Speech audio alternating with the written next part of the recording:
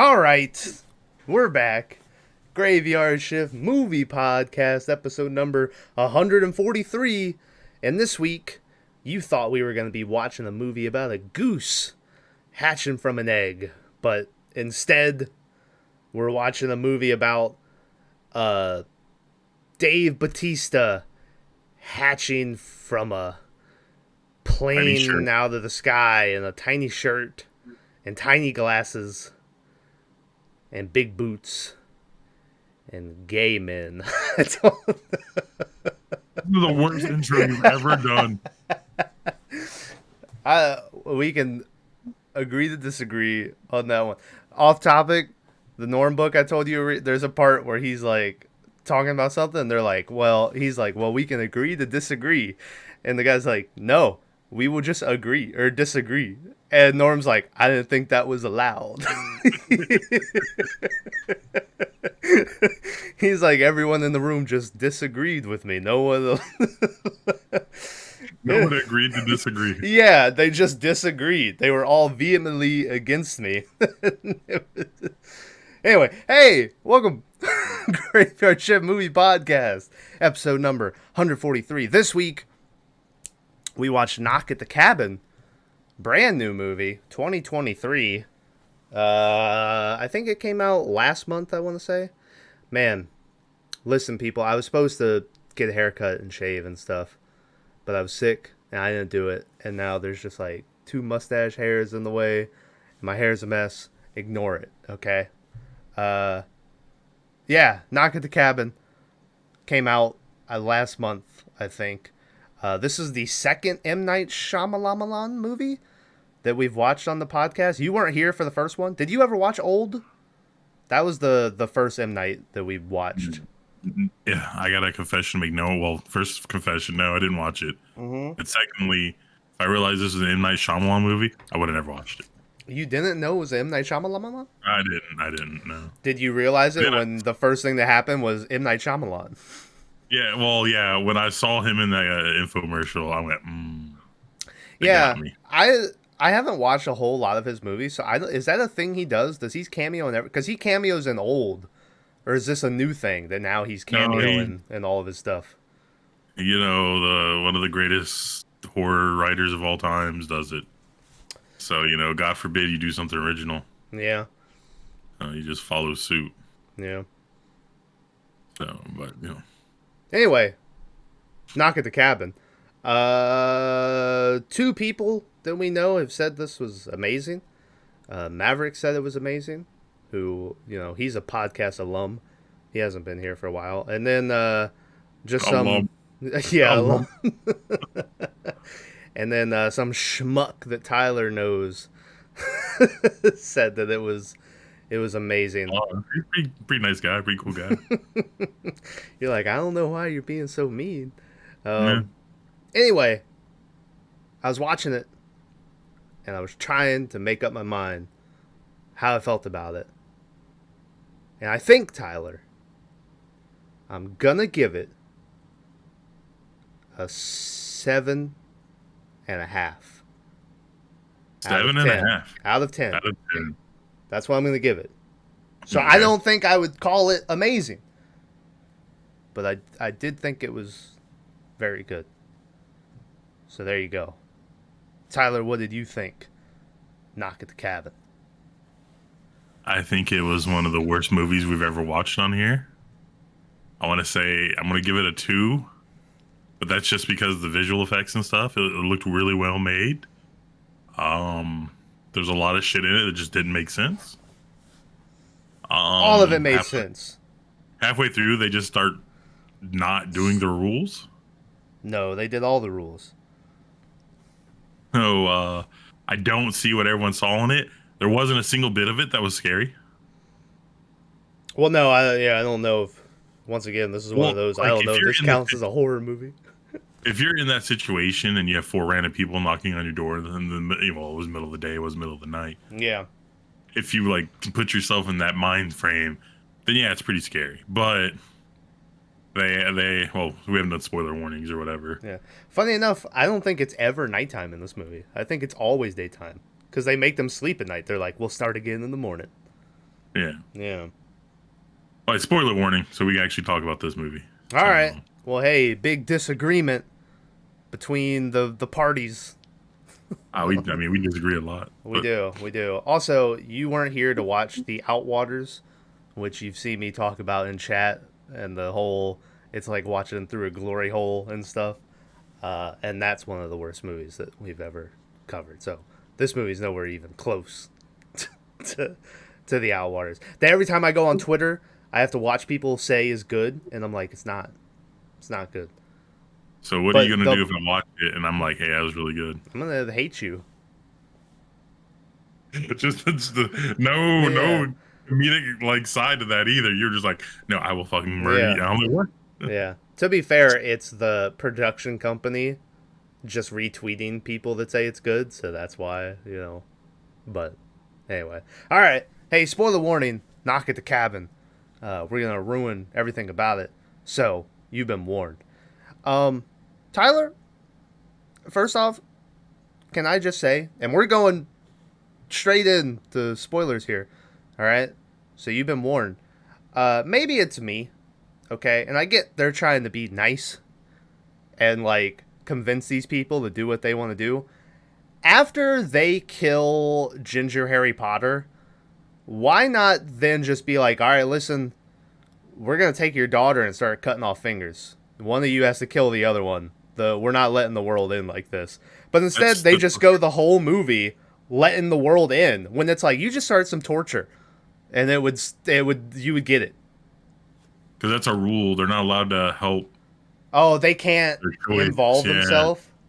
Yeah. And so that was one of the rules. There was all these rules that they had to follow, and like they just started not following them halfway through.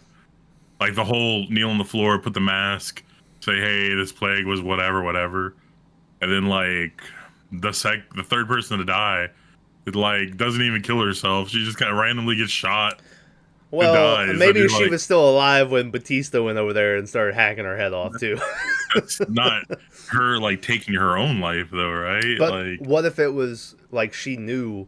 What if she was around the corner and she was like, "One part of humanity has been." She went running. She went running in. I don't know. Like, the reason this movie doesn't make sense to me is like, I don't value human life, but the first kill, when you're like, oh shit, Yeah, because huge tsunami, that's crazy. Well, they might have got lucky, and then the second one, I might have been like, well, okay. Yeah. But the third one, I would be like, all right, dude that I bone, one of us is gonna die. Yeah. Like this is very obvious. This is a thing, Mm-hmm. and then but they still didn't. So Yeah. I don't get it. Yeah.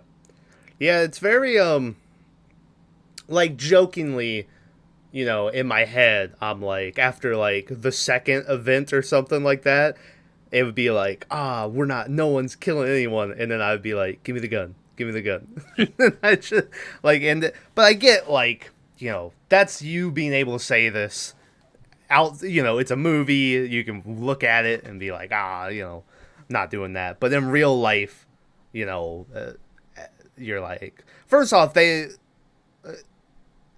at least the one husband believes that they're just like a crazy group that hates gay people, mostly for the whole movie.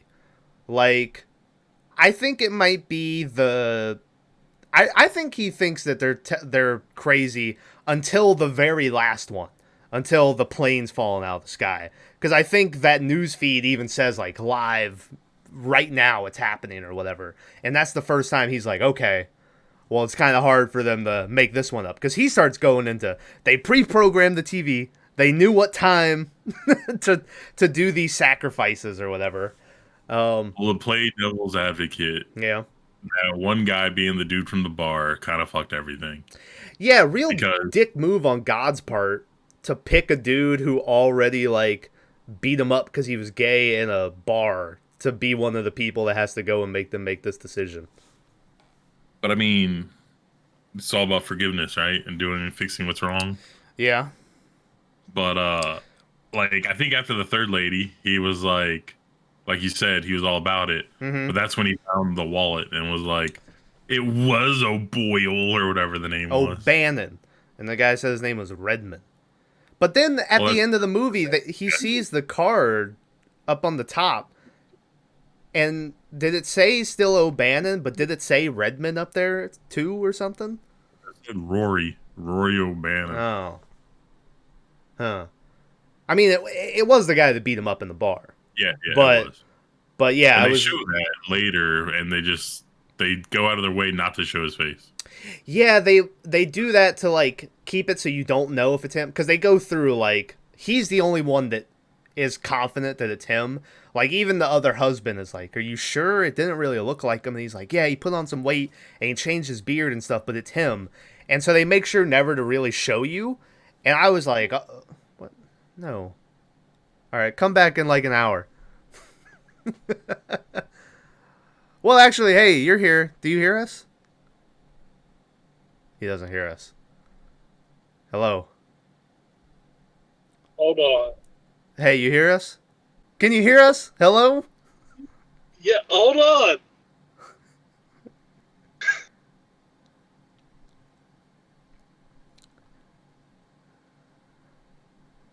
Man, we were having a good conversation. Yeah, we were right in the middle. I don't even remember what we were talking about flowing.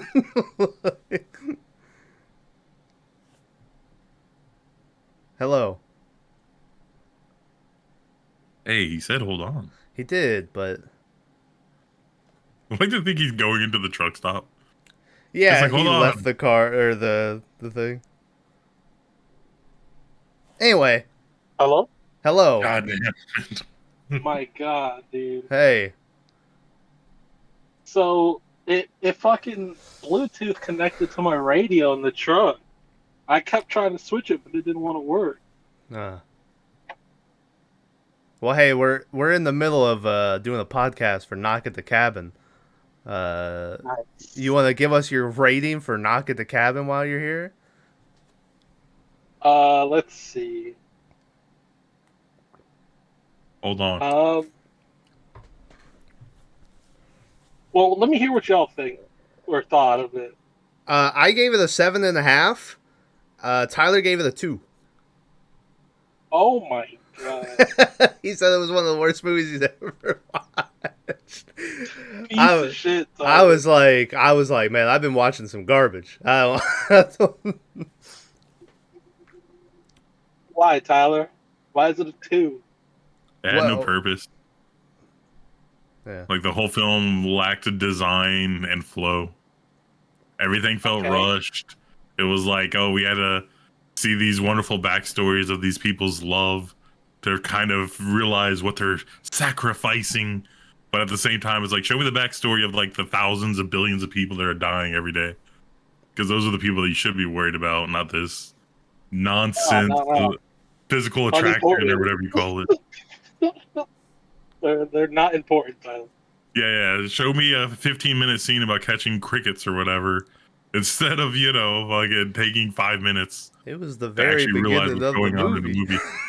I know, but like, how long was that thing? Why did we have to get introduced to Batista? There's no point. Well, he was the main character. Was he the main character? I mean, he was the main I don't think Four so. Horsemen, dude. I mean, he was wearing a white shirt, so I'm guessing he was supposed to be Death. But Well, they said who each one of them They was. did say who each one of them was, yeah. I don't know. I mean, I think he was because he was like the like 4th grade teacher or 1st grade teacher, so he was like, I don't know the Four Horsemen. I think it was like Compassion or something. he was Guidance, but like Guidance, yeah. yeah. But and then they're all but it doesn't matter because like it's such a stupid premise. Like I mean, I get it. I don't mean to call it stupid because it's not. It's such a weird take on it. It's like, oh, I'm one of the Four Horsemen of the Apocalypse, so I'm gonna show up at a cabin and kill myself in front of this weird family. It's like, yeah, that's not what they did. I don't think. I'm Listen, pretty sure they had to sacrifice themselves to save some time. Yep. Thanks, Maverick. He's like, yeah. It was so I think it was slow at the beginning, but I think it needed that. And then it really ramped up at the end, and it kind of went like you played the movie on like 2x speed because it really went fast. Did it? It was a guy running to a truck, and the lady who couldn't kill him but wanted him to stop. Like, that was it. Yeah, she was just poking him in the side. Yeah, get away from there. I was laughing, dude. I was laughing when that happened. Yeah. Yeah, it's supposed to be a super serious moment, and you're giggling. So, like, I say to you, this movie isn't that great. Like, the one that felt weird to me was the actual ending when they're in the truck and they turn it on and it starts playing Boogie Shoes again. And I get, like, it's kind of like a, you know, reminding them of what they had before and how are we going to get back to that place and stuff. But it seemed like so out of place at the time, you know? so let me ask you a question. Yeah, You're okay, both of y'all. I mean, we have to do this now because Mav's here. I guess We haven't talked about the movie at all. Everything's been just. listen, we're off the rails on this one, boys. The boys are back. Y'all are in that situation. What do you do? Kill Maverick. Well, I mean, not y'all together. Gay lovers, Tom. Like, I thought we were what gay. the fuck? Oh my god, dude. Dude.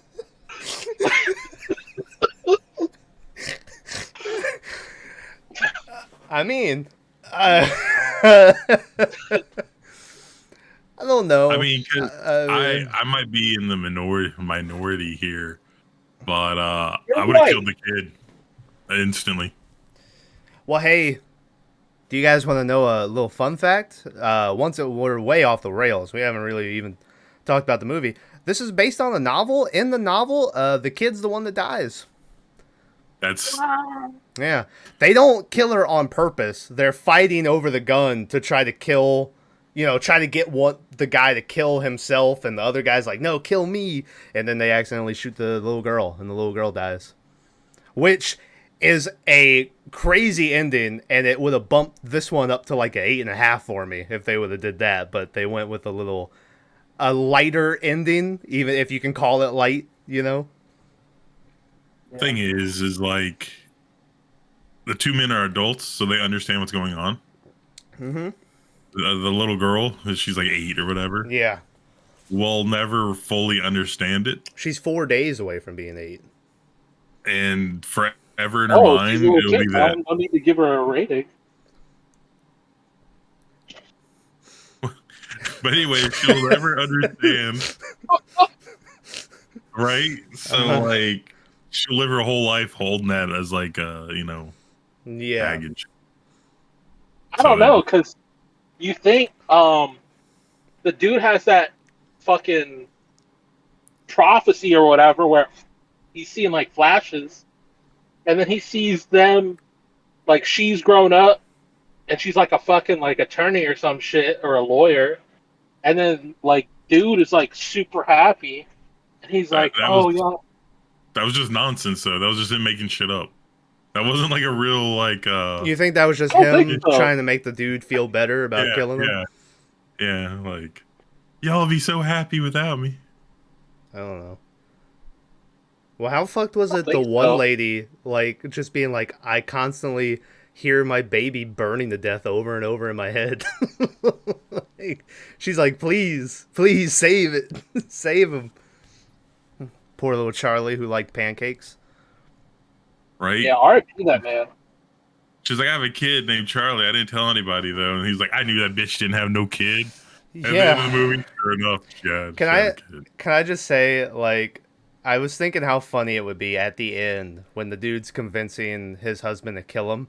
And they're getting closer to kiss. No, they never kiss in this movie. I thought for sure they were going to kiss at the end. How funny I would be if just some dude in the theater was like, hey, wait a minute. These two fellas are gay? Like, he just thought they were two buddies that had, like, a girl together. Did they not kiss? They never kiss in the movie. No, you never see. Are you sure? Yeah, they never do anything. Is this another Thomas made up fun fact? I'll never tell. You have to watch the movie again. Yeah, you'll have to watch it all over again. They get really close, and then the camera changes, and then it's just dead. Yeah, it cuts away, and you just hear the gunshot go off. Yeah, I liked how they. Movie? He never did rate it. No. I'm still trying to figure it out. So I watched this movie by myself like a couple weeks ago, maybe like 1 or 2 weeks. I think it was 2 weeks ago. I mean, we watched it alone also. Like, yeah. So I could have gave it a rating right after I watched it, but now I'm trying to remember stuff. So I'm still at the end I'll rate it, but. All right, well, hey. I guess we can start off. Yeah, hey, the movie starts off with the opening credits it's a bunch of ominous, creepy music, and there's it's just a bunch of like classroom homework that drawings of the apocalypse are drawn onto. I was looking at some of the questions, and the questions were like, what food group does a cucumber belong to? And the kid answered a vegetable, which is that correct? I would say fruit. No, it has seeds, so it's a vegetable. You're an idiot. It's a vegetable, but not because it has seeds. Yeah. Everything has seeds. What do you? I'm pretty sure, because that's why Maverick apple tomatoes. Seeds. Yeah, an orange seed, Orange a lemon seed, yeah. Fucking watermelon. Like, what are you trying to say? They make seedless oranges and seedless apples and seedless grapes now. So it's all GMO stuff, bro. That ain't real shit. Hey, That's they're seedless. All right, so that means a carrot's a fruit. It's seedless. There ain't no carrot seed. Potatoes. I think the seed is the. Man, pick a nice ripe potato and bite into it off the farm. Nothing better. If you get lucky, there's a little cube of butter in the middle already. You get some of that potato juice. Yeah. Anyways. Wait, no. What's the saying though? Is it a fruit if it has seeds in it? I'm so confused. You've heard the saying though, right? Well, you just said that it's not a fruit because it has seeds in it. That's why you said a cucumber was a vegetable. Called me stupid. Well, vegetables have seeds too, though. Like, yeah. Oh, so that saying is bullshit.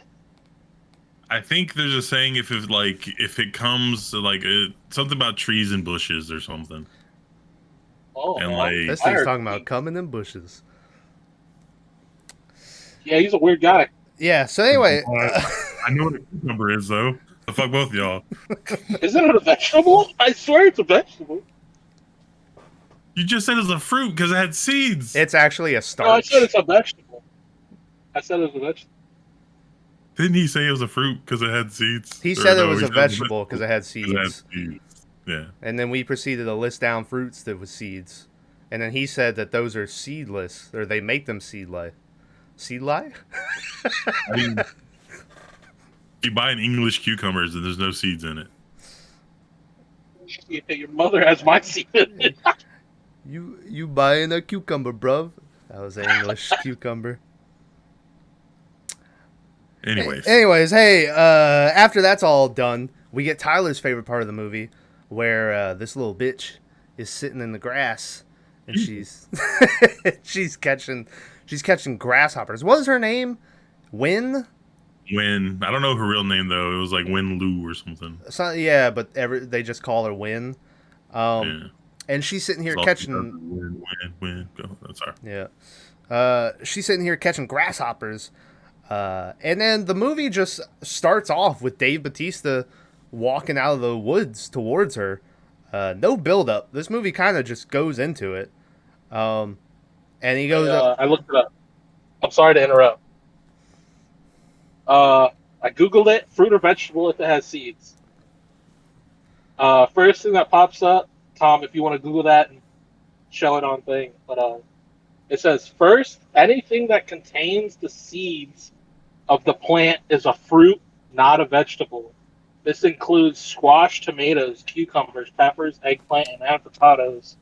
Yes, pumpkins are a fruit. God I don't know if damn. that proves me right or wrong, but That proves it's you something. wrong. It says a cucumber is a fruit, and you said it was a vegetable. Yeah, I did. I resend that. Hey, I resend that. you want to know what? And then so did that little slow kid in that in the in, at the beginning of the What? movie. I don't agree with any of that. Oh yeah, but Google just said so, Tyler. People said so. How can you disagree? Easily, I disagree. Do not agree Well, to can we disagree, though. agree to disagree? Oh. I didn't know that was allowed. Okay. I'll interrupt. Continue. Yeah. So Batista walks up and he's like, "What's up? My name's Leonard. You want to be friends?" And she's Not like, at all like that. He walks up in the weirdest fucking way, and he's like, "Hello there, little girl. My name's Leonard." Like he's With using his voice. his tight shirt. Like Yeah, it's too. and like Looks like he's suffocating. the problem with this movie I is no don't, one I says, don't fit you. "Hey, hold on a second. Why is this guy a fucking monster?" Like, if you're gonna giant. pick someone to be non assuming, you pick like Alex Trebek, right? You don't pick the fucking Like, chunk of yes. meat of Batista, right? Like, Yeah. it They doesn't make.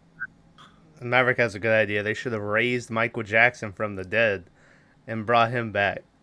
Hello, little girl. Everybody trusts Mike Jackson.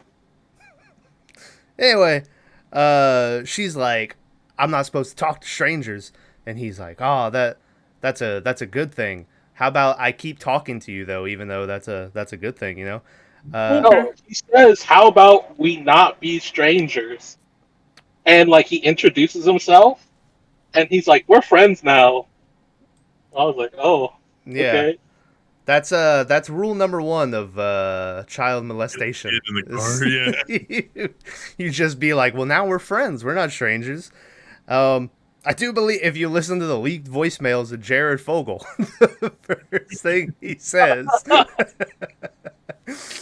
Anyway, she starts talking to Batista, and he's like, what are you doing out here? Where are your parents?" And this is the first time she mentions Daddy Eric and Daddy Andrew. And he's like, why does your dad have two names or whatever? And she's like, "Oh, no, I have two dads. So we call him Daddy Andrew and Daddy Eric." And Batista's face is like, "What does bitch just say? Like, two dads?" And so that's the first, you're like, "Oh, that's weird that he got that look on his face." Because to be fair, watching these trailers, I did get the sense of like, oh man, it's like a religious group coming after the gay couple with the kid and being like, your daughter is the devil spawn or whatever. That's what I thought too, but I didn't watch any trailers. I just saw maybe a 10-second clip, and I was like, "Oh yeah, they look like they're trying to kill the gay couple." You wanna know how I know that's not true? Because they played the trailer for this movie when we went to see Terrifier 2. That's the first time I ever saw the trailer for it. Well, I was drunk, Tom. Oh yeah, you were very drunk. You just started going skip it doo while you were sitting there watching the movie. I took a shoe and I almost threw it. You did, yeah. This all happened.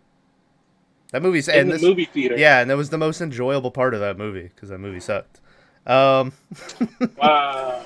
So anyway, he's like, "Well, hey, how about we ask each other more questions so we can get to know each other better?"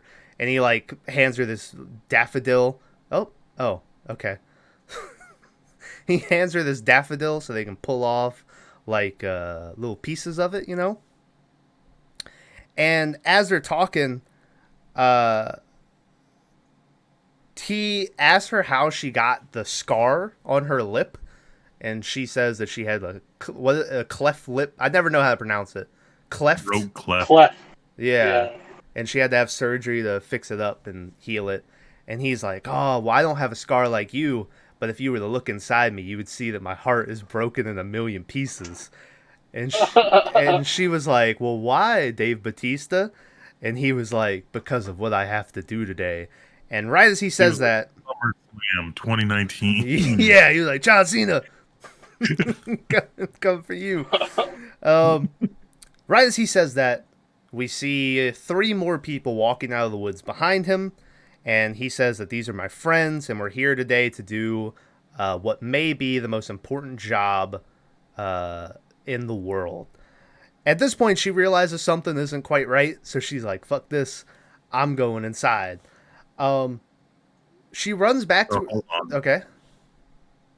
Now listen to me. Just follow me here for a second. I'm listening. Say you have the weird restaurant chick, the cook, chef lady. Mm-hmm. And she's doing this whole thing, right? Yeah. And then she looks up and she sees the fucking demon Batista walking through the woods with the quote unquote tools. Yeah. That's a very scary image, right? Yeah. Like, but instead they showed like the 3 fucking people from Office Depot like walking through the woods with like sticks or whatever. Yeah. And you're like, what do I got to worry about? Like, I don't know why this guy was cast as the main lead. Yeah, I really don't. Well, I think like it's supposed to. I don't know if I'm. Lead. I don't know who the lead, but you know what I'm saying. But Yeah, well, I think it's more unnerving the fact that it's all just these normal people, normal looking people who are doing this. Like if it was just a bunch of Dave Bautistas, like it wouldn't be as like unnerving. But since it's like just normal that would be people, the scariest thing. You have 3 normal people, and then you have Batista. Yeah. Right? Like, one of the scariest. That's what he did on the way to the ring, guys. That's why I did that. Yeah. And then, but so it's like, I don't understand why he was cast. It's like, hey, what we need is a 4th grade PE teacher / coach. Mm-hmm. But he needs to be one of the biggest men in Hollywood. It's like, what? I like Maverick said that would be the scariest thing. I like to imagine that he's picturing 4 clones of Dave Bautista all yeah, exactly in front of him. 4 Batistas running at you. Yeah, with the little glasses. They're like, "My name's Leonard. My name's Leonard." Just my shirt's too tight. I'm waddling. My shirt's too tight. I can't breathe. I'm running after you. He's got a little chubby face in this movie too. Again, like he's good in what he does, but he keeps taking these roles that aren't good for him. I thought he was really good in this. Like I thought he was horrible. Yeah. I thought he was horrible. This and Blade Runner. Yeah. Well, to be fair, I don't think you like him in anything. You like him as Drax, maybe, but I think that's it. Like he's good at Drax. He's good at there's some movie where he's like a bounty hunter or a bodyguard or something that he's real good in. What about that stupid bomb movie that Maverick made us watch? Heist. Was he in that? Yeah, he was in that. He was the dad who, like, his daughter didn't like him. Oh yeah. He was in that. He was in that zombie movie too. That's what he's talking about. It called Heist? No, but it was about a heist during the zombie apocalypse. Yeah, they're breaking. That was the whole. Yeah, they're breaking into the safe in the the city or whatever to get all the gold. That has put out, I think, 2 sequels after, and I haven't watched either one of them. I thought we had to watch one of them for the cast. So no, that's the other Korean movie we watched. We watched all the Train to Busan's. We covered every single one of those. Yeah. But anyway, so she goes running back to alert. I will say, to follow it real fast before we move on again, I think it would have made more sense if they would have sent that cook lady to talk to the girl at first. Right? Instead of like big hulking Batista. But instead, yeah. But anyway. It would make sense. Like, send the lady. Mm-hmm. But, at the same time, he is like the 1st grade teacher, so he knows how to talk to kids, right? That's true, and also visually, I mean, let's keep in mind, this is a movie. We're talking about logistically, but this is a movie. So logistically, it's a crazier thing to see this big giant guy walking towards the little girl in the woods than just a normal lady walking towards him. So I'd like to point out that the chef lady does have a kid the same age as the kid. So probably she knows how to talk to children, you know, like... I thought she, like... She's a bad mom. She's a bad mom. Her kid dies. I thought she didn't, like her kid because she's talking about how she didn't want to dare speak his name or so, and I was like, oh, she must really hate him. But I guess it was because she didn't want to, like, remind her... think of him, but... Anyway. Or sway the decision or something. Yeah. So the girl runs back to the cabin, and she runs straight out to the back porch, which was the first time I kind of was like, well, hey, they're just in the middle of nowhere. Wouldn't they have heard them, like, talking and all those people walking up? Like, it's just, like, outside the front door, and they're outside, too. Like, I feel like they would have heard the conversations going on. But, you know, whatever. She's like, hey, Dave Bautista's here with some friends, and they got these weapons and stuff, and they are trying to come in the house. And they're like, what are you talking about, you know? So they go inside, and as soon as they go inside, we get the title of the movie enacted, where there's some loud knocks on the door, and Bautista's at the door, and he's like, hey, my name's Leonard. I just met your daughter. Could we come in and talk? I'm out here with my friends. And they go over, and they're like, hey, Leonard, what do you guys want? And they're like, listen, we're here on a mission, and this is a hard, you know, thing we have to talk about. It'd be easier if we could talk together. As they're saying all this, the one husband is like peeking out the window, and he sees everyone with weapons, and so crazy looking weapons. It's like one of them, Dave Bautista's, I remember, it's a pitchfork that he's added an axe onto the side of the pitchfork, and then one of them is like a pickaxe with a mallet on the end, and like a They're knife. all to like represent. They represent the four horsemen's weapons. I think, but I don't know enough to know that for sure. I didn't know that the four horsemen had weapons. I just thought they were... They got horses. I just thought they had horses. They just, rode around being ominous and stuff. They're like, hey, this isn't cool, so we should probably call the cops. So they try to call the cops, but the phone line is down, and then one of the ladies outside... No cell phone. Yeah, it's like, hey... there's no cell phone signal, and we had to cut the phone lines, so you're not going to be able to do that. And so Bautista once again is like, hey, we're going to give you guys one more shot. But of course they're like, we're not letting you in. So then he starts like shaking the door, and he's trying to bust it down and stuff. So they start putting couches in front of, doors and boarding up windows and stuff. But as they're doing this, one of the women manages to get in, and this lady is, her name is Sabrina, and she has, I think she's the lady that has the pickaxe weapon, because husband, or Daddy Eric, I'm not going to say Daddy Eric anymore, Eric sees her, and he goes over to start to fight her with a golf club, and he just sort of gets tripped, and that's enough to take him out. Like, he falls back and hits his head.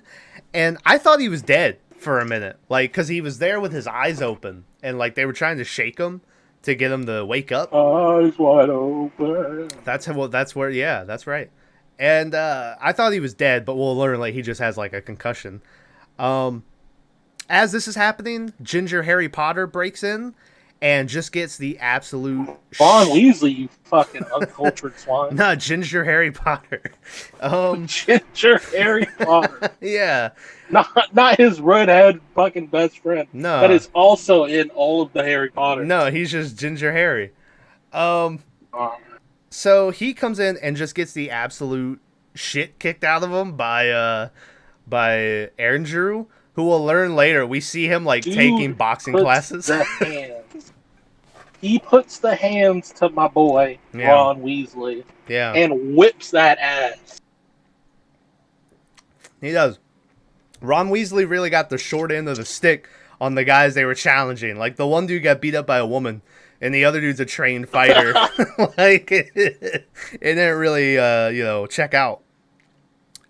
He hit my mans with like a 20-piece combo, and dude didn't drop. So I'll give him like props for not falling down. Or dude just hits like a bitch. I don't know. He Yeah. does But fall he down. hit him. He does. He starts wheezing and falls back onto the couch. Ron Weasing? Yeah, Ron Weasingly. Anyway, he's fighting him, and then Batista's like, "That's enough," and they turn and look, and Batista's got the daughter, so he's like, let's calm down, Andrew. This is when I thought the movie was gonna really suck and take a turn for the worst, because then we cut to a flashback of presumably the first time that Andrew is introducing his parents to his boyfriend, because the mom is like trying to be supportive kind of, but the dad looks very upset and like looks like he doesn't want to be there. Whoever was playing the dad, this is his only scene in the movie, but I swear I recognize them. But I don't know what he was from. Maybe I'll look it up when I edit this and put it in here. And I was like, oh man, now we're gonna go and like have to see how they got here, you know? But it ends up being that's just like through the movie. They just will randomly throw in a flashback. Go ahead, Tyler. Or were you just coughing? I was coughing. I thought you were trying to say something. Yeah, so anyway, so we see the flashback and the dad being all upset, and they leave, and the dude's like, they drove here for 7 hours just to stay for 45 minutes, you know? And then we come back to real time, and the two husbands are tied up. Eric has a severe concussion. This is the first time we see Sabrina acting as a nurse, and she's like, you know, you're going to be sensitive to light, you know, your head's going to hurt and stuff. I do like the fact that they're like cleaning up the cabin. They're like trying to put up the door, and they're like nailing it back and stuff. And just trying to clean everything, which once again, I get they're trying to like be nice, but kind of seems pointless what they're doing, you know? Which, funny enough, Ron Weasley in this movie, like they make him out as the asshole character, but he's the only one that was like, this is wasting time. Like, we don't have time to be doing this nice. What? You alright? Hello? I was sitting here, and all of a sudden it was like someone shined a flashlight in the corner of my eye, and I was like, oh, someone must have opened my door or something. I looked, and no one was here, and then I was like, am I seeing the light? He looked at his door, and then no one was there, so then he looked up. Like it was Jesus. He looked over, and then goes up, like... I gotta kill Maverick now. We already discussed this. So yeah, they're putting everything together. And they're like, hey, you know, sorry about all this. And this is when Andrew's like, are you happy? You got the queer people tied up now. And the people were like, whoa, we're not, you know, we're not against the gays, bro. And everyone has to go around and talk about how, like, not anti-gay they are. They start introducing themselves. Everyone's like, you know, Batista's like, I'm Leonard. I'm a school teacher. I coach 3rd grade basketball and shit. They make Redmond introduce himself. And he talks about how he's from Massachusetts. And he did some time for some stuff he's not proud about. And you know, he's just a normal dude. Sabrina's a nurse and stuff. She's got a little sister. And then, does the other girl, the cook girl, even get to talk here, or does she talk later? Like, yeah, she talks. She talks, yeah. She talks, but she doesn't get to talk about like her kid until later. That's right.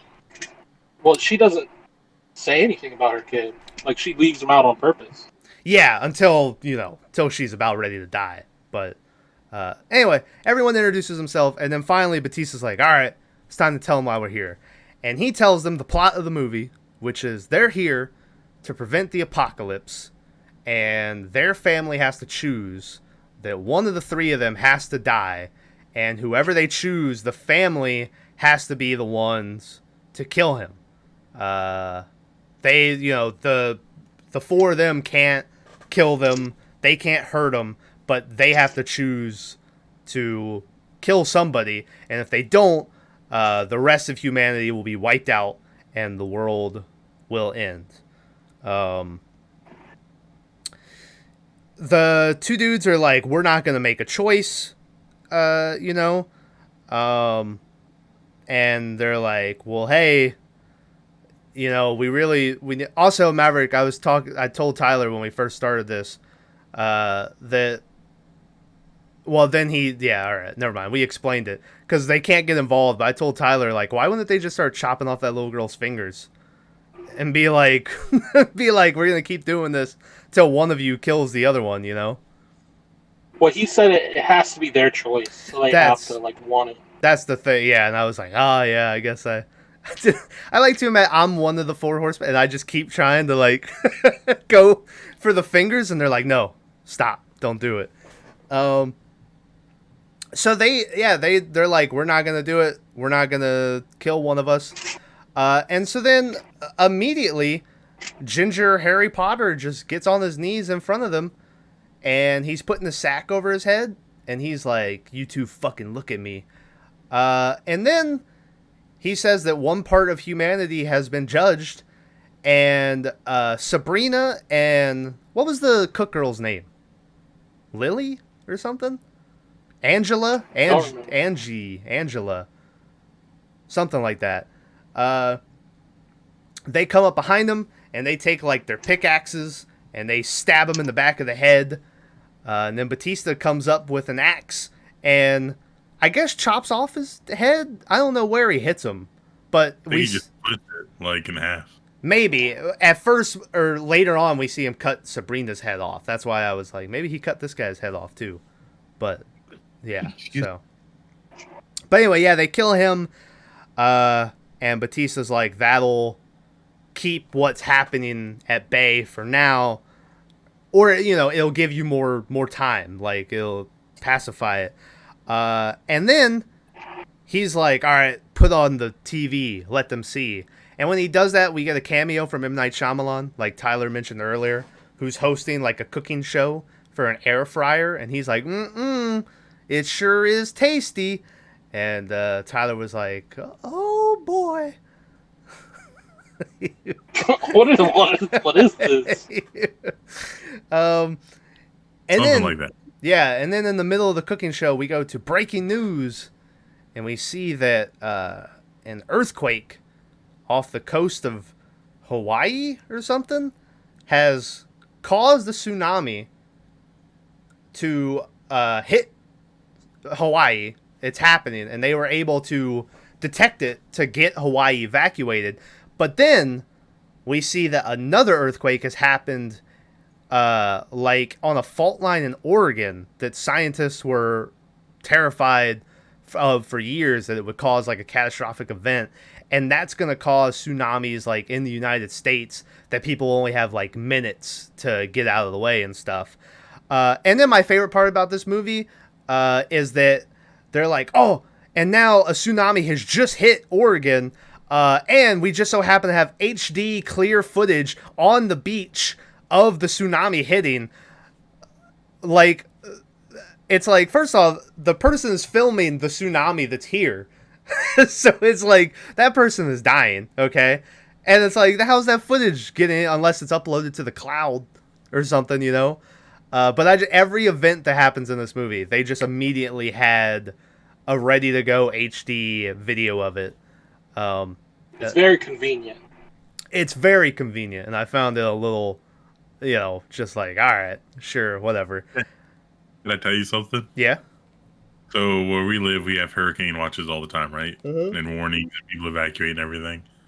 Leading up to the hurricane showing up, I always pull up YouTube, and they have live feeds of the beaches and stuff, so you can see when the hurricane's coming. Yeah. So maybe that guy with the camera was just live streaming, and you were just seeing it when it happened. Yeah, but yeah, I mean, I guess. But and the plane thing was, spooky, but. Yeah, I mean, to be fair, with the plane thing, I mean, that's you see a bunch of planes falling out of the sky, you're like... Yeah. Um, That tidal wave's scary though. Maybe it's because we live where we live, but that was the only one I it's was worried about. yeah, it's weird because tsunamis are scary as fuck. And even though we live like around a bunch of water, I never think about like, oh yeah, we could have a tsunami or whatever, because it's so like, you know, tsunamis. It's always like Japan and Hawaii. Those are where tsunamis happen, you know. But you know, we if an earthquake hit the right spot, you know, around here somewhere, you never know, shit could go down. This mustache, I should have trimmed it before we started. Every time I look, there's just blocking teeth and shit. So yeah, so as they see this, this was like part of their vision. They had seen it. So this is like affirming what they already believed, because now they're seeing it actually happening. The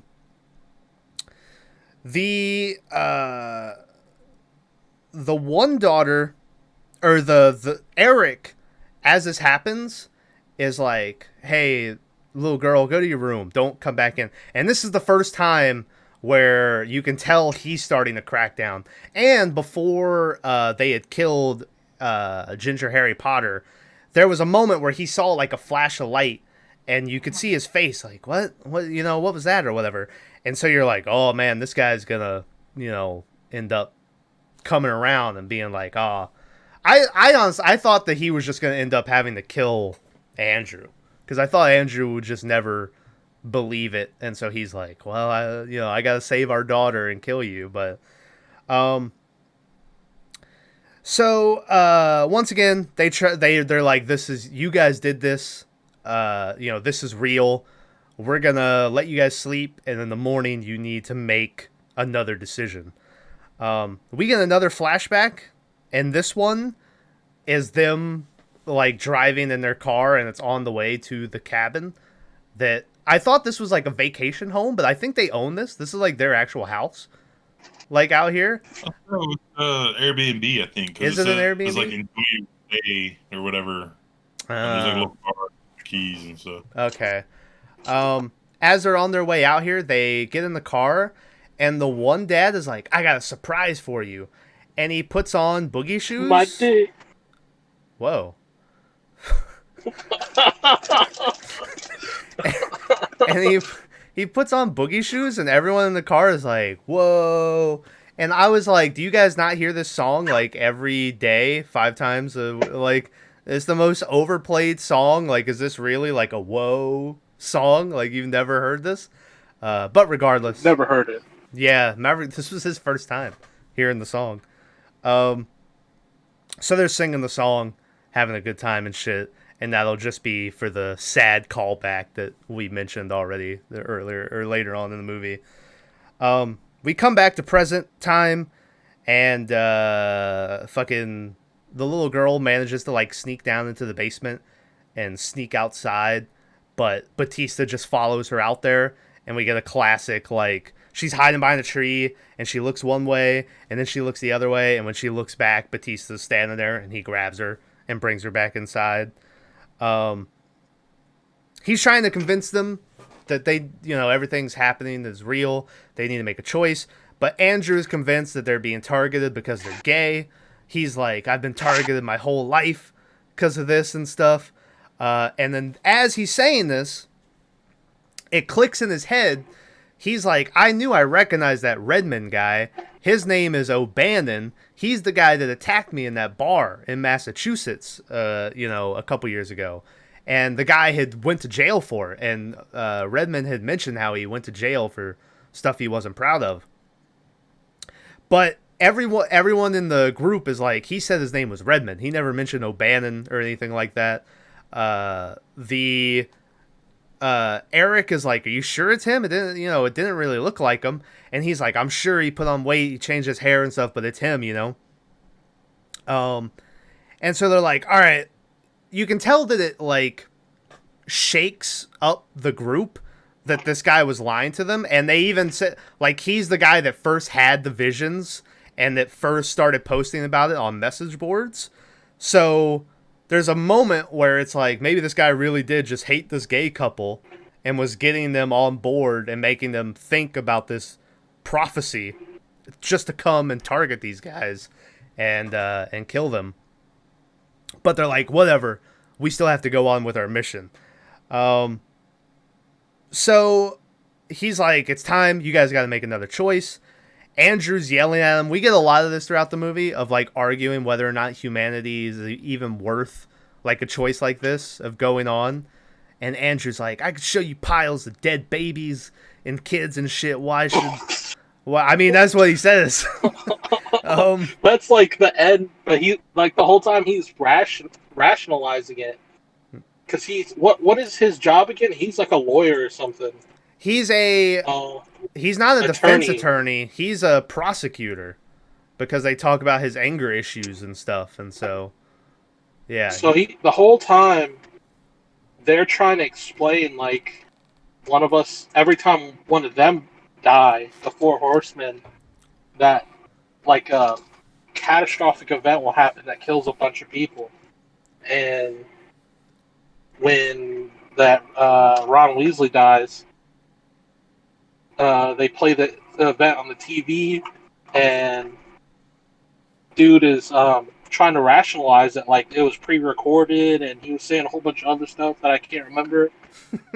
And this goes on throughout the whole movie. He's just like rationalizing the whole time. Yeah. Well, as he's talking about the dead babies and stuff, Batista pulls out this picture, and the picture is of his basketball team that he coaches. And he's like, here's my basketball team. The boys are 3-8. The girls are 5-6, so we're not very good. And he's like, if you could hear them laugh, you would know why I'm here. And this is why I'm doing this, because these kids, for these kids' future and stuff. So, once again, they're like, we're not going to kill one of us. So, the little cook lady comes up, and I do like when she comes up and she's like, listen, I'm going to level with you guys. I'm the next one to go. So, I'm counting on you here if you could just make this choice, And this is when she finally mentions how she has a kid, and his name is Charlie, and he likes pancakes and stuff. And she tries to appeal to them as a parent herself, but still, they're like, we're not going to do it. In fact, Eric tries to, he's like, you can just leave and go away. And she's like, I won't have anything to go back to.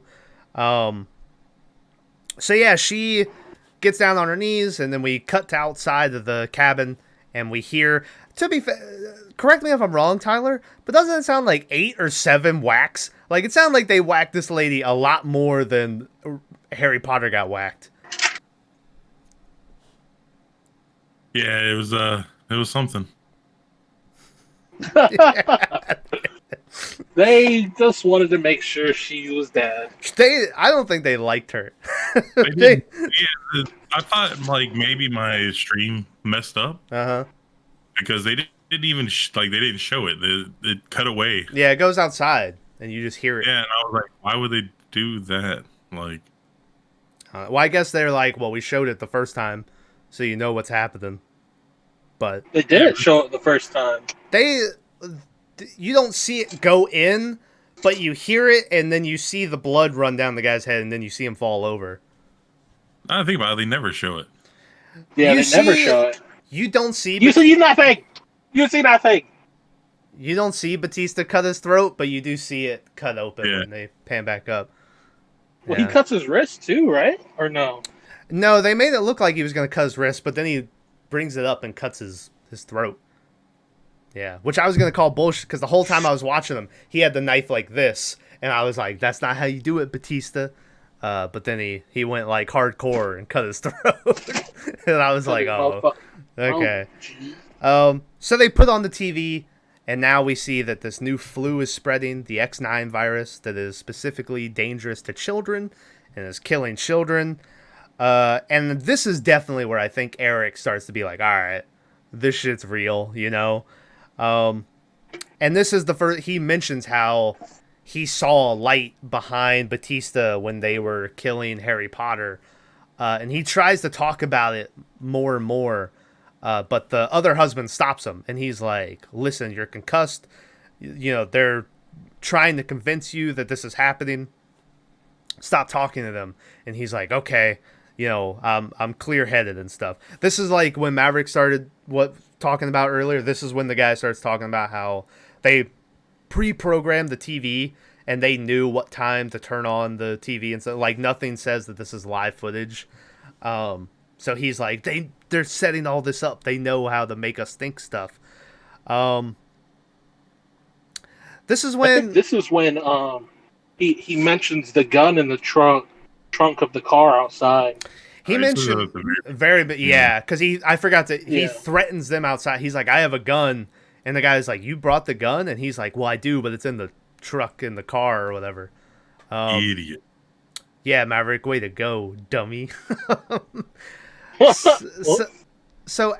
Here he mentions it again because he's like, he needs a distraction so he can go get it, and then they make up that whole little plan for the girl to distract. Man, by the way, I get little girl, and this is all part of a distraction, but right here she starts yelling how she wants to watch cartoons now and shit. Worst part of the movie for me. I was like, shut up. That was the distraction. Yeah. I know it was the distraction, but I was like, shut up. Stop yelling.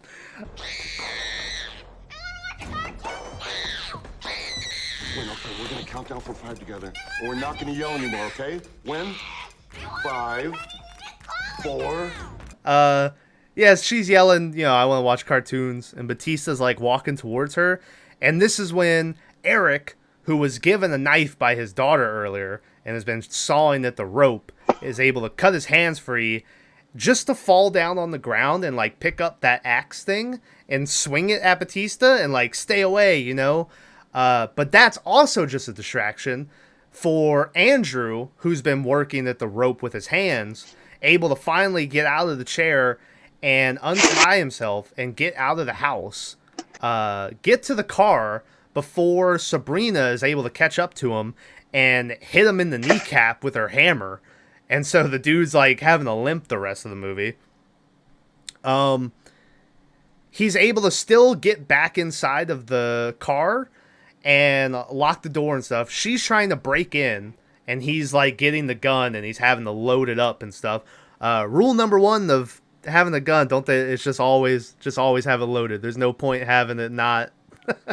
There's different aspects of that. Like Mav used to not keep his loaded because he was afraid it ruined the springs in his mags. Uh-huh. No, I keep the mags loaded. I don't keep one up top. Okay. Every gun in my house is loaded with one in the chamber. Every gun. That's how we go. What was that? I don't know. Anyway. Mailman. What? Mailman? Yeah, you saw the mailman. Oh, it was a dog. Yeah. Yeah, so she smacks dude in the knee because she doesn't want to kill him. Yeah. So, his leg is fucked. Then he gets in the car, locks it, and then he has to climb from the fucking driver's seat all the way over, like 2 seats, to get to the trunk where his gun is in a safe. Yeah. So he has to get it out the safe, fucking load it. I think it's a revolver, right? No, it's just I don't remember. I think it's just a... Well, go ahead, Tyler. Oh, just a pistol? It's an HK. It's like the HK whatever, but it's just a pistol. Yeah, because he's loading the magazine. He's not, like, putting it in the... He puts, like, 3 in there, I think. 3. And, like, he's, like, dropping them and shit, and I'm like, bro, please. Yeah. She's smacking the window while he's doing all this. I was surprised at how many... 5 hits. Yeah, how many shots the window took before he gave up. Yeah, well, that fucking car was like a fucking, what the hell are they called? It's not a Hummer, or a Jeep. A Land Rover? Was it a Land Rover? But it was like souped up. Yeah. Yeah, it was like an older one, but I don't know why it didn't have, remote unlocking.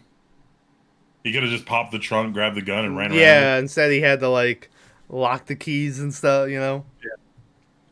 Yeah, it was, the whole thing.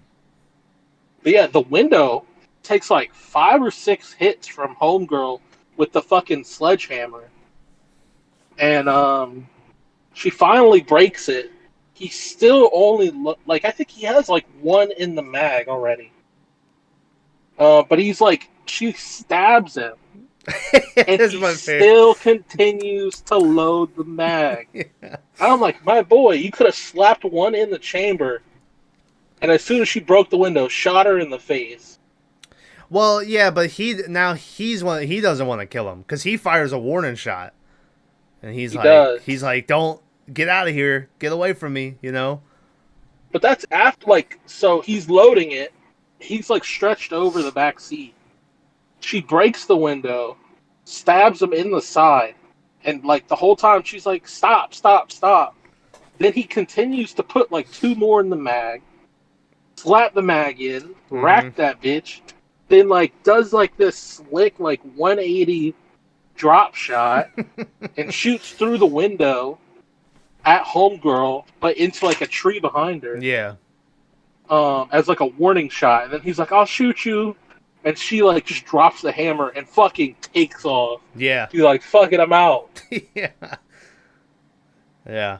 It's also I feel like he could have just like probably turned and just grabbed the handle of the weapon and taken it from her. Like he probably didn't need to keep getting stabbed, but you know, whatever. So yeah, so she runs away. What's up? Why didn't he just piece her up like he pieced up that dude? I have no idea. Well, because man, you're not supposed to hit a woman. Not supposed to kill your husband either, but he doesn't. Yeah, no problem with that. Like, hey, listen, well, I guess he does have a problem with it, but yeah, he didn't enjoy it, I guess, but you know, yeah. So he shoots. She runs away. He limps back inside and he points the gun at Batista and he's like, "Hey, you know, stop. This is over. You guys are gonna leave." And Batista's like, "You gotta make a choice. You know, there's no time. There has to be a sacrifice." And he's like, "This is over." And that's when Sabrina comes running in through the back door. And he turns around and shoots her in the gut. And she falls over. And she maybe dies because we get a flashback first. And this is the flashback where we see the dude getting in a fight at... Well, not even really a fight. He's at the bar with the husband, and they're talking about like their pros and cons. I think about whether or not they should have a kid. And this is when the ginger Harry Potter walks over and he's like, "Can you two," you know, and he clearly wanted to say some F words or some stuff like that, but he couldn't. And he was like, "Keep it down, you know, I'm trying to enjoy a drink with my buddy." I don't know why I'm giving him a southern accent. This is Massachusetts.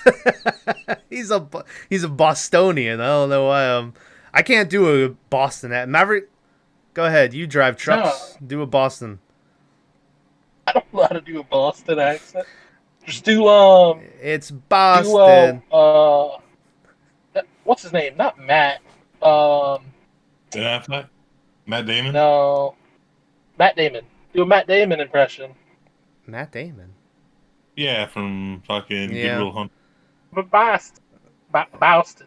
Oh, like I don't know how to do it. I like them apples, eh? Yeah, you fucking cocksucker. Oh. Hey, there we go. That was kind of, yeah. Hey, you two gays want to get out of the bar. I don't know. Okay, fucking. So, anyway, they're like, Andrew's like, "Go back to your seat." And so then he just immediately comes back over and busts a beer bottle over his head. And it like cuts the side of his neck. Because when we see him at the hospital later, he's like getting his neck sewed up. But yeah, like they make sure not to show you his face. So you're like, oh, was it him or was it him? Because he looks different enough, beard-wise and like hair-wise and stuff. That it could scraggly beard and like long red hair. Yeah. And he has a hood up, so you can't see his face. Yeah. So then we come back from the flashback. Also, during that flashback is when we see him taking the boxing lessons and buying the gun. And so that explains how he got so good at fighting, I guess. So we come back. This is when Batista goes over and he finishes the sacrifice, and he's like, another part of humanity has been judged, and he cuts her head off with the axe. Andrew goes outside and takes the wallet out of Harry Potter's pocket and comes back in, and sure enough, the wallet, it's O'Bannon. So this was the guy that hit him with the beer bottle at the restaurant. And he's like, look at this. This was a planned attack. This guy hated gay people. He got all you guys hooked on it. This is all nonsense, you know? He's like, we're leaving. Go lock yourself in the bathroom. We're getting out of here, you know? So you lock him in the bathroom, and then as soon as they close the door, they just hear the window break, and they're like, he's out. he broke free. So he's like, well, we can't go to the car, because he'll just, if he really broke out, he'll just beat us to the car. So we have to make sure he's in there still. So they open up the door, and he's not in there. And so then Andrew shoots through the shower curtain. And through the hole that we see, you don't see anyone standing there, and you're like, oh, maybe he's not in there. So he goes to pull back the shower curtain, but as he does that, Batista just jumps out and starts attacking him, and takes the gun away from him. And he's like, that's enough. Oh, we do see that Batista did get shot there. He's bleeding from his arm, where he got shot in the arm. But you get like the only scene of Batista being Batista in the whole movie. Yeah. Because he could have just kicked down the door, done all this stuff. It doesn't do any of that. But he one-arms dude like out of the room. Yeah. I mean, even the fight, he never throws like a punch or anything. He's just getting the gun away from him. Like, he's still at this point in the movie, as close as they are to humanity ending, Batista is trying his best to be like a nice guy about the whole situation. He gets the gun. He tells them both to turn on the TV. This is when we see that everything he's saying has been coming true, and we see all these planes falling from the sky, which Batista had said that like the sky would fall like pieces of glass and stuff. There's also, it says live breaking news and stuff, so there's no faking this one. And this is finally when Andrew, I think, definitely believes that, what he's saying is true. Batista then goes over and starts to recite perfectly what the newscast lady is going to say before she says it. And he's like, it's all part of my vision. I saw this all happening, you know? So once again, he's like, all right, I'm going to give you guys are you going to make the choice or are you not? And they say they're not. So he's like, all right, well, let's go outside. I'd rather do this one outside. So they go outside. And Batista sits down in a chair, and he tells them that they'll have a couple minutes after he's gone to make the final choice, and then he cuts his throat. And they send the little girl to the treehouse, but yeah. Do they send her to the treehouse before true. he kills him, or? Yeah, right when they go outside, they go, run to the treehouse. Okay. Run your headphones. Yeah, so he kills himself, and then the two husbands go back inside. And Eric is like, we only have a couple minutes to make the last choice. He's like, this is real at this point, right? He's like, I saw a figure in the light. Like, this is real. And this is the first time that Andrew admits that he knows that he's like, yeah, this is real. This is happening. Still, though, even though it's real and he knows the world will end, he's still arguing whether or not humanity deserves, to be saved, and why should they have to give up their love to save people who openly hate them and stuff. And Eric is trying to play he's like, not everybody hates us. Leonard's kids at school deserve to live. That cook lady's daughter deserves to live, or son deserves to live and stuff. And they're arguing back and forth about whether or not they should, do it. Andrew is like, well, fine, just kill me. And Eric is like, no, because I've seen the figure. I know in my heart that this is real, and I've seen the vision, so I can die peacefully knowing it's real. If What? Why would he? Yeah, that's kind of weird. I'm just now thinking he wants him to kill him because he's seen the figure and he knows everything's real, so he's fine with it, right? But then this guy, it made sense. But then the guy who never saw the figure and who still like doesn't really believe in it, he's the one that has to stick around with all the consequences about whether why wouldn't the guy who knows for a fact what he's doing is the right thing because be the one to he stick knows around? where he's gonna go, right? He's like, if I give up my life for this, I'm gonna go to heaven. But the other guy is like uncertain. Yeah, that's the one upside I thought about this whole movie is I went, well, God's real. I was like, so your afterlife's gonna be pretty sweet, right? Unless God... I don't know, he's gay. Oh, yeah, they're gonna burn, aren't they? He's like, wherever I end up, like he oh, knows, yeah, that's grim, isn't it? Like Yeah. they can make the choice to save humanity, but still. So, oh my God, what a dirty thing!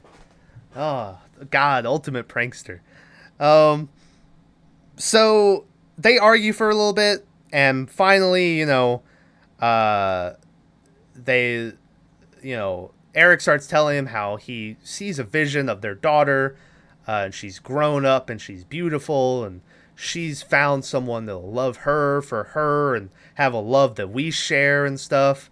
And they get closer and closer together, and then we go outside the cabin, and we hear the gun go off, and then Andrew climbs up into the treehouse where his daughter is, and hugs her as they're crying and shit, and we see lightning hitting like the cabin and the trees around it, and the cabin catches on fire, and they watch it burn down and stuff. Yeah, and then as it's raining and everything started clearing up, they walk down the road and they find the truck that the four horsemen came in on. They drive to a local diner that I guess was just down the road, and they walk in and they have the news on, and we see on the news that the tsunamis or the flooding's going down, the increase of disease has gone down. People aren't catching it. The lightning strikes have stopped. So planes are landing safely. So he sees that his sacrifice has worked. And then he goes to the truck and looks in the back seat and looks in everyone's bags. And I'm going to be honest, guys, I don't really know why. For some reason, I got oddly emotional when he pulls out, like, all the stuff showing that everyone was telling the truth. And, like, just the stuff, like, Batista's, like, he's got the signed, like, stuff from his basketball team and stuff, and, like, the picture of the girl with her kid and stuff. I don't know, for some reason, it got me a little bit. I was like, oh, man, Yeah, and then they get in the... What? Nothing. Did you call me a pussy? No. Sounded like you called me a pussy.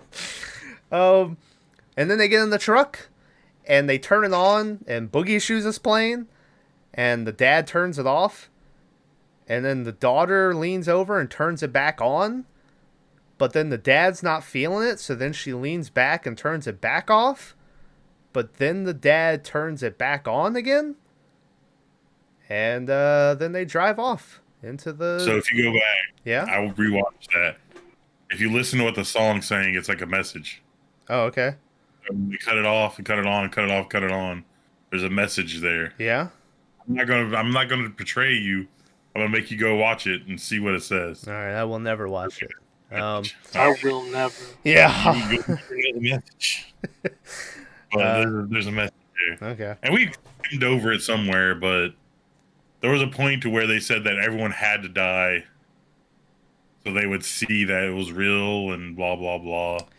I think it was when Eric and Andrew at the end were saying how, they knew one of them had to die at that point. And that's also when Eric mentions the four horsemen of the apocalypse and stuff. And they really spell it out for you if you hadn't got it yet. But yeah, they drive off and we see like everything clearing up kind of, and the sun coming up, and that's the end of Knock at the Cabin.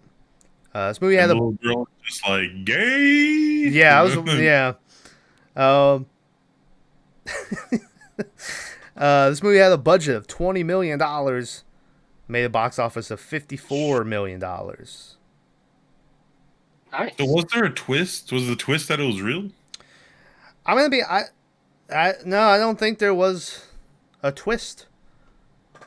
Well, the twist was that they figure out that's how the Earth has been going since the beginning.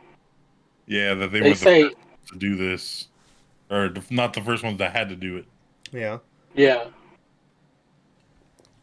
Yeah. Which wouldn't make sense because, well, I guess at that point they let all four. Do you think that's why? Died. Do you think that's why that Harbaugh guy killed his family? He had to make the choice for the world. You think Murdoch is who you meant, right? Murdoch? Nah. I was so confused. Jim Harbaugh. the coach for the Michigan Wolverines? Yeah, Murcock. What was his name? That was it. Murdoch, and then 10 years ago it was Benoit. It was Benoit. He had to make the sacrifice. Oh, we're figuring it out, boys. Yeah. The puzzle pieces are falling in. One, he was like, nah. Yeah. 10 years before, Cobain just decided to take himself out. Or no, it was Courtney really decided to, but she didn't want to die. So yeah. But anyways, that's a little fun game we played about tragedies. Oh yeah, could one of them decided to kill themselves, or did it have to be someone had to kill someone? Had to die. They had to kill the other. Another one. Yeah. Okay. So. Anyway, but the part, and this is why I said they didn't follow the rules. They're like, you all have to decide. It has to be. What are the rules? The girl never fucking decided anything. Did the girl have to? So decide? they didn't. One dude decided. Yeah. And then made the other dude do it. So it's like there was no general consensus or nothing. It was just What if the girl liked the one dad better than the other dad? Who knows? Yeah. But it was just, I don't know, kind of lame. Like I said, the whole movie was just weird. Like, why did they have to make it a gay couple? Well, just to add more drama. Yeah. Like it would have worked with just a regular family, you know? Yeah, but I mean, part of that liked it. Yeah, part of the whole thing was... Well, no, because if you think about it... That they're targeted because of it. If you think about it, if it was a man and a woman, the man's dying. There's no ifs, ands, or buts. Well, the man died in this movie, too. Yeah, but they're both men. Yeah. But I think the more feminine of the men... The more feminine of the men definitely died, yeah. So, I guess, they're gay guys, we get that. Well, I know that.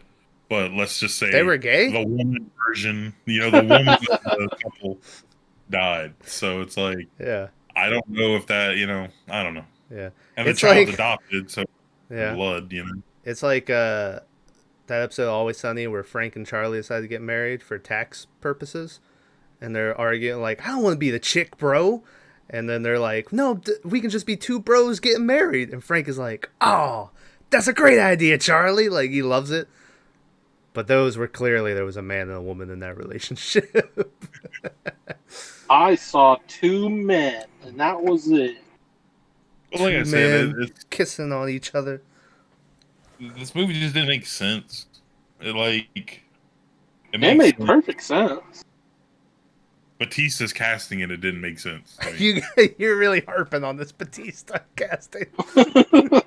You're on a little Batista's cock there, Bones. Listen, man, it's not his fault that he's 280 pounds of pure muscle. He's like 6'7", like a massive man, and they're like, "Hey, let's put up." I don't think he's that tall. He's not that tall. I mean, I think he's he's probably 6'1", I'll say. 6'1", I'm going with.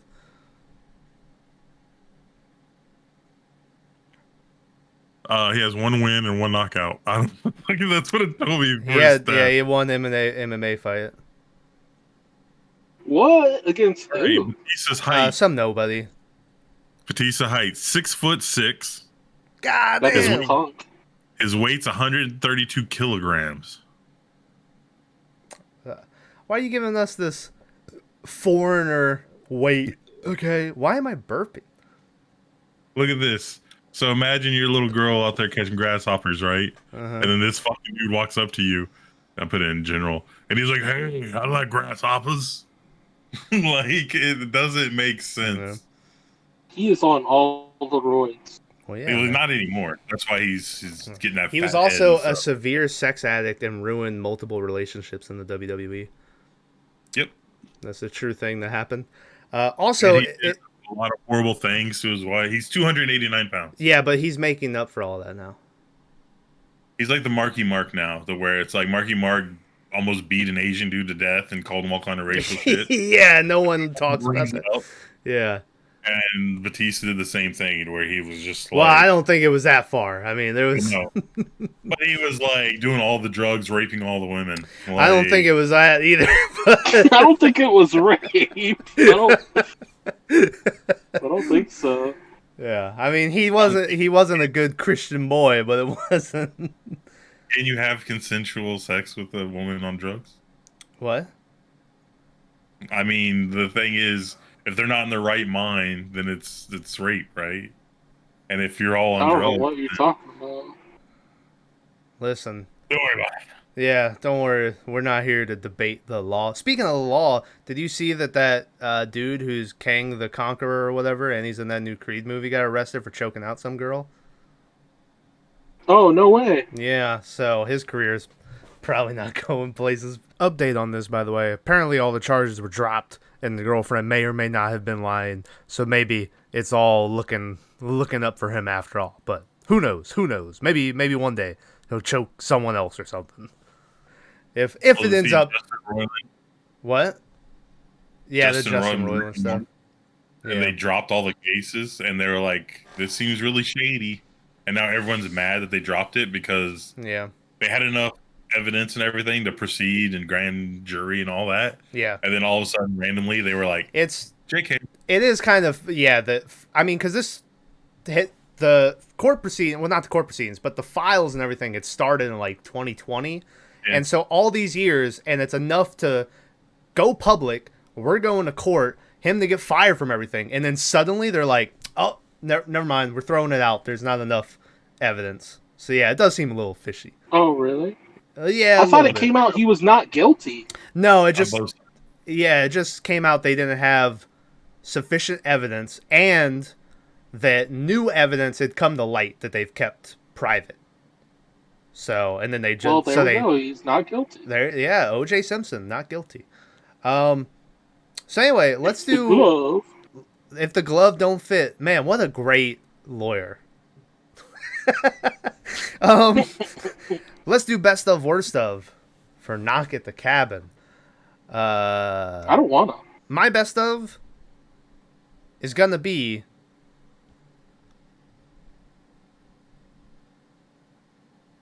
Want me to go first?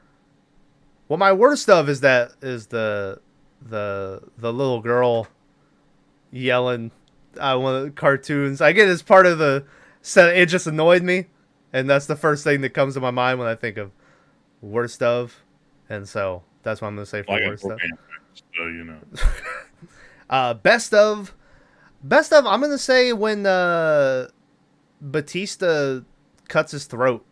I really like the way it was filmed, where they like film his like upper chest, and you can't see the husbands. So when he asks them if they'll make the decision, they don't answer, but you can tell they like shake their head because then you see the knife come up and cut his throat. I really like the way it was done. So that's my best of. Tyler, what was your best of, worst of? I don't remember exactly when it happens. I think it's at the very, very end, like right before he shoots his partner. Mm-hmm. But like the trees are on fire, Mm-hmm. and the sky darkens or whatever, No, the sky darkens, Oh. and then you just see a plane falling out of the sky, like, Yeah, behind them. I forgot about Yeah. and it's Andrew who sees it, and he was the skeptic, and he just sees it falling down. It's like, oh, And it looked really cheesy CGI, of course, but, like... It did. all of the Truly- CGI in this, yeah, it looked cheesy. I mean, when the trees... Yeah, that's my worst stuff. was pretty cool, too, though. So, that whole thing. Yeah. My least favorite part of this movie, and this is going to be a cop-out, but any of the flashbacks. We didn't need any of that. I can agree. I get they're trying to show like some of the flashbacks to be like, oh, this is their happy family or whatever. But yeah, some of it was like, you know. The one flashback that needed to be in there was definitely the restaurant one. Like, that was a good flashback. Yeah, what about the flashback of them walking down the road and then jumping off the pier? Once again, yeah, that's just one of those like, oh, look at how happy the family is, you know? But is that all the flashbacks? There was just the 4, right? There was the dad. There's the adoption when they're at the little. Oh yeah, when Chinese... they meet the baby for the first time. I forgot. There's Yeah. a bunch of them. Yeah, I didn't. I get why they're in there, but I didn't like it. Anyway, Maverick, best stuff, worst stuff. It's been a week since he's seen it. He probably doesn't remember half. Well, of he it. said his worst It's stuff was CGI. Yeah, well, I have 2 worst stuff: the CGI and the car scene where dude's loading the pistol. That was pretty bad. I think that is more realistic than you'll ever know. Like in a high I would've stress slapped- situation. No, I would have slapped one because it's just him and her. You slap one up top, turn and shoot. It's point blank. You don't miss that. You're forgetting You that he don't just had sit his there- kneecap caved in, and people are No. killing themselves in front of him and stuff. Like, there's other things going on. Yeah, no, it's not hit. Listen, it's the order. Like, you sit there and load the mag when you could just throw one loose round up top without even loading the mag, turn and shoot. That's the more logical thing to do instead of he's sitting there actively loading the mag with multiple rounds, and Well, she's stabbing him in the fucking side while he's What if doing you just that. grab a bullet and throw it at her? That'll work. The problem Hit her is, in the eye. this guy has no intention of killing her. That's where he also fucked up. Well, he's not a Because I would murderer. have shot that bitch in the face. You gotta realize these are two, like, the whole family as a whole is like the perfect family, right? They're That's all, why like, they're super- chosen. Yeah, it's because So, like, even though he's been stabbed, knee busted in, boyfriend because it was the same lady who tripped his boyfriend or whatever. Yeah. Like, yeah, any other normal person would have been vengeful and just turned and popped her right in the fucking face. But this dude shot at the window, you know, like he didn't even. it did. He's a he better didn't man give than all the I. chances. He is. I don't That's the think point. anyone's arguing that. Yeah. Yeah. See, you're talking to a guy, Tyler, who believes in Whoa, podcast, buddy. and Cut all this out. this is who you're talking to. There's gonna.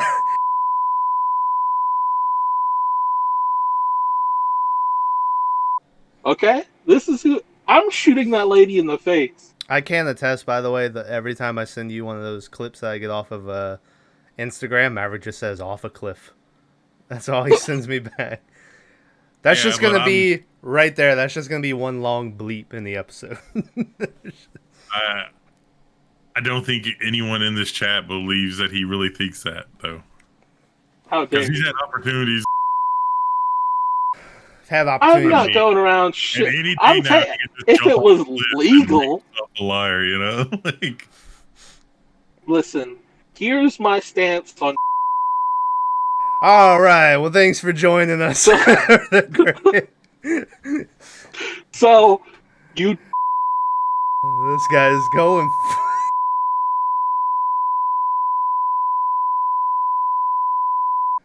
All right. Well, that's been our episode for the day.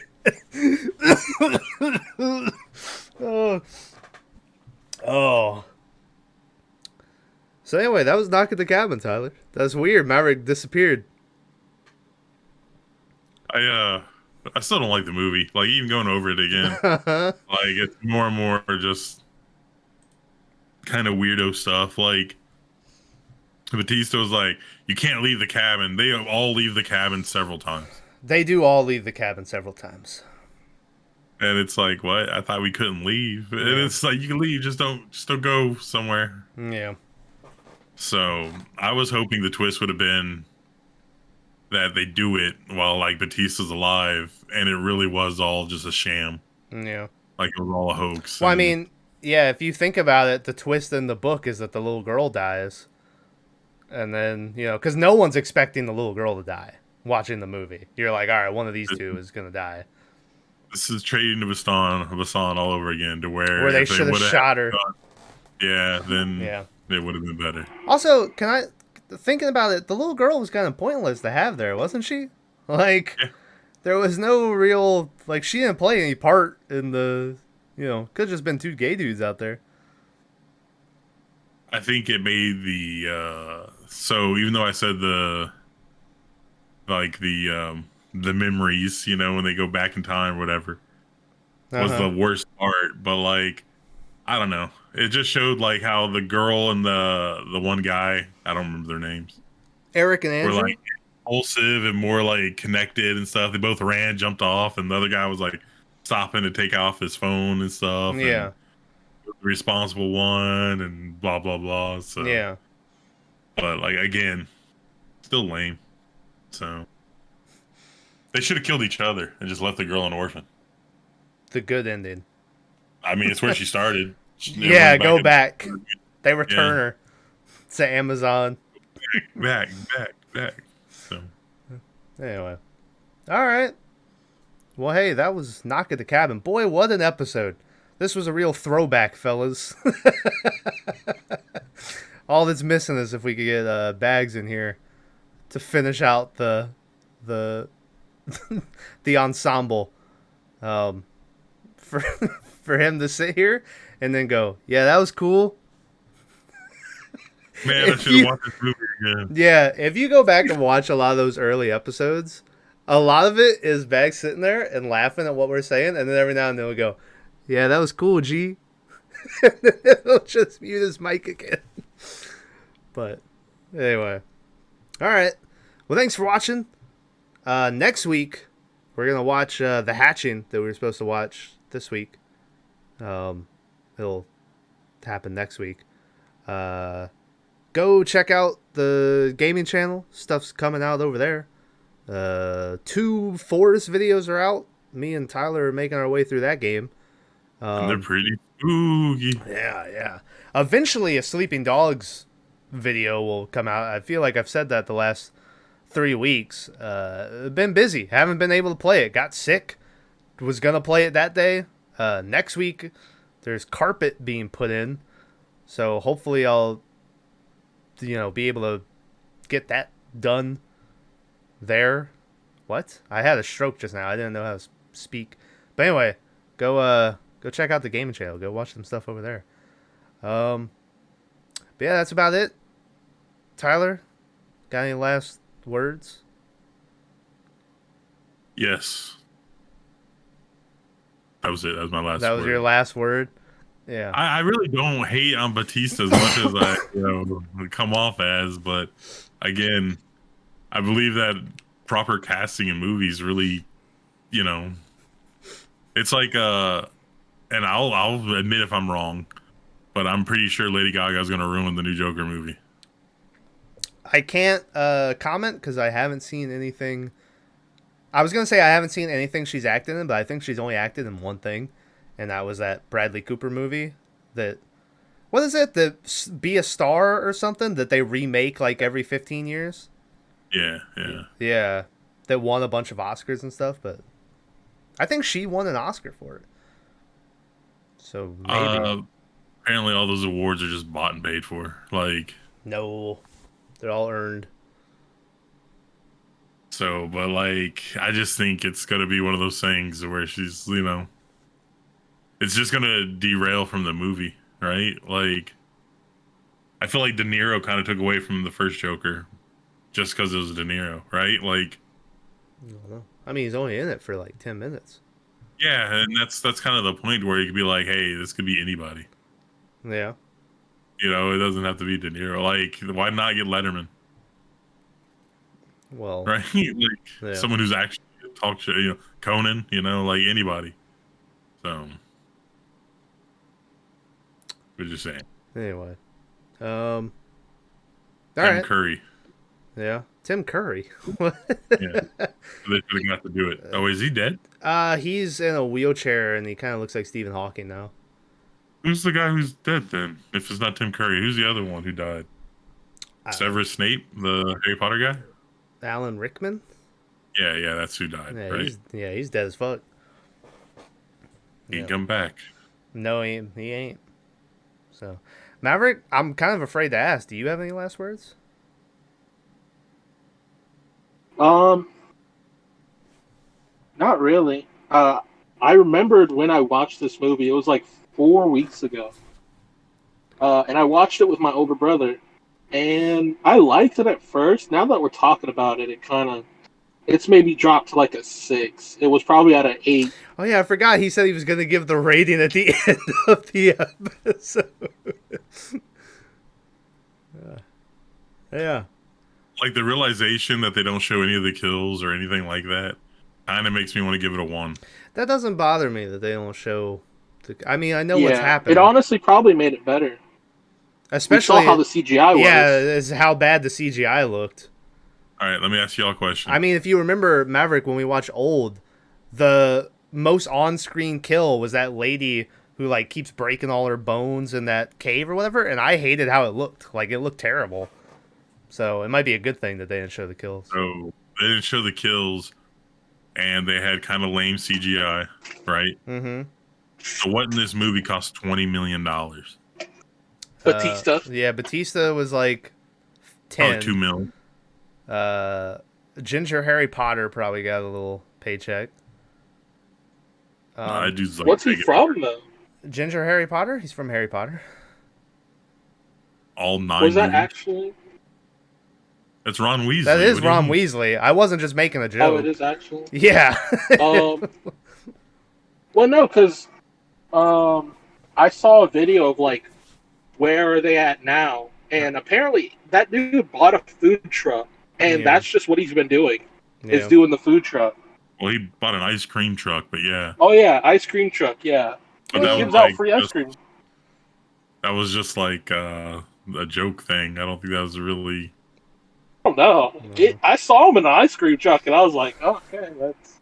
I think really that the guy who plays the dad that lives, I think he's famous. I think it's the opposite. I think the dad who dies is the famous one. Oh yeah. I don't know. For some reason, I thought that the one who lived was a comedian. Before we watched it, but then as we were watching, I was like, "Oh, this isn't the guy I thought it was." Never mind. This guy hasn't been in shit. Oh, he was Thomas Wayne in Pennyworth. So that Pennyworth show about Alfred Pennyworth, I haven't watched. So that's kind of cool. Yeah.